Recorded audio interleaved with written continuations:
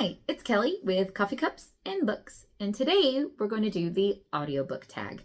I was tagged by the Reading Wordsmith to do it. Thank you so much for doing it. I'm going to put a link to her video in the description below. I highly suggest you watch it. But first, let's talk about the coffee cup of the day. Now, you may say, oh, it's just plain black. It's got some red on the inside, but this is special to me because it is part of a set that my husband and I put on our registry when we got married 15 and a half years ago. I know, kind of old, but I still have some of the cups.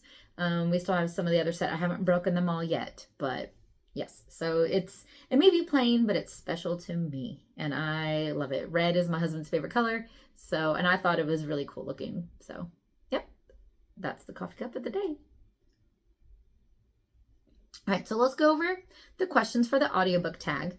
Question 1 is, do you listen to audiobooks? If no, why not? Yes, I do listen to audiobooks. I started listening to audiobooks about 10 years ago. My first audiobook was a book on CD.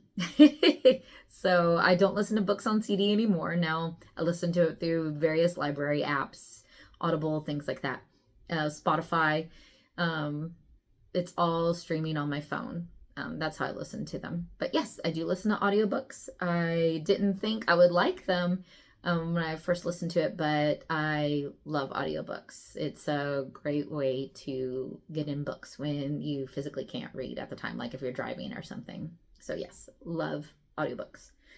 Number 2, has your use of audiobooks changed over time? If yes, how? Yes, I definitely listen to a lot more audiobooks than I used to. I didn't really listen, like every once in a while I would check out some CDs from the library and listen when I was in the car, but that's the only time I listened. But now, thanks to, like I said, Libby, Cloud Library, Spotify, Audible, all the different ways you can listen to audiobooks, I listen to them a lot more than just driving in my car. I was just listening as I was working out in the yard earlier today to a book. So yes, I definitely listen a lot more than I used to. So, question 3, how do you choose which book you'll read or listen to? It depends. If it's a book I don't own, I will look on the library apps to see if they have it. And if they do, then I'll listen to it. Sometimes there have been books that I own, but I've heard they're better on audiobooks, so I'll do that. Like, for example, Project Hail Mary. I own it, but I've heard it's better on audio, like audiobook. So I'm going to listen to it. I'm actually going to start this today, hopefully. But yeah, so I'm going to listen to it because everyone I've talked to has told me audio is the way to go. So yeah. Number 4, do you multitask while audiobooking? That's fun. The Reading Wordsmith was talking about how she liked audiobooking as a verb, and I like it too. Yes, I do. I drive a lot of the time, but like I said, today I was working in the yard and I listened. When I'm at the gym, I listen. When I'm cleaning, I listen. So yes, I can't just sit there and, if I'm feeling kind of tired, like at the end of the day, I'll listen while I play Balatro. I'm kind of addicted to Balatro. So yeah, I blame my husband for that. But yeah, I'll listen while I'm playing on my phone, at the end of the day, So number 5, if you're reading a series and listen to the first book, would you switch to reading a later book, or do they all have to be listened to? I don't care. It doesn't matter to me if I've listened to one and physically read another. It doesn't bother me. So yeah, just whatever. Like if I own the first book in the series and I read it physically, but I don't own the second book, I might listen to it through the library. It doesn't bother me. So number 6, what percentage of the books you're consuming currently are audiobooks? It depends on the month. Sometimes I'm listening, like 40% of the books I listen to in a month, I read in a month, are audiobooks. I've had some months where every book I've read has been audio. It just depends on the month.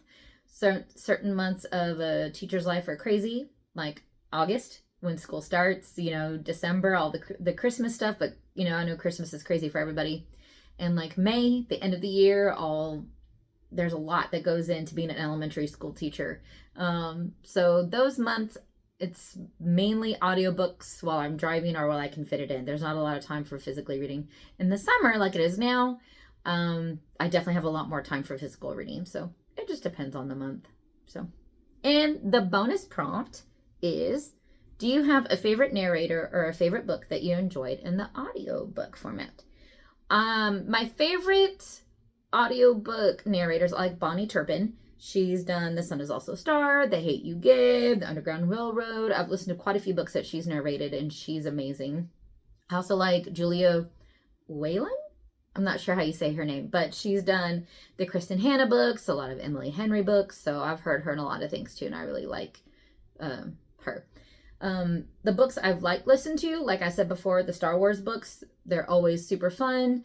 And the Dungeon Crawler Carl books are really good. I don't know the narrator's name off the top of my head, and I feel awful, but he is amazing. I love all the different voices he does.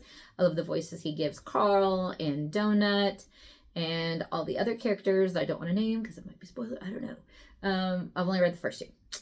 But yes, so those are my favorites right now at the moment.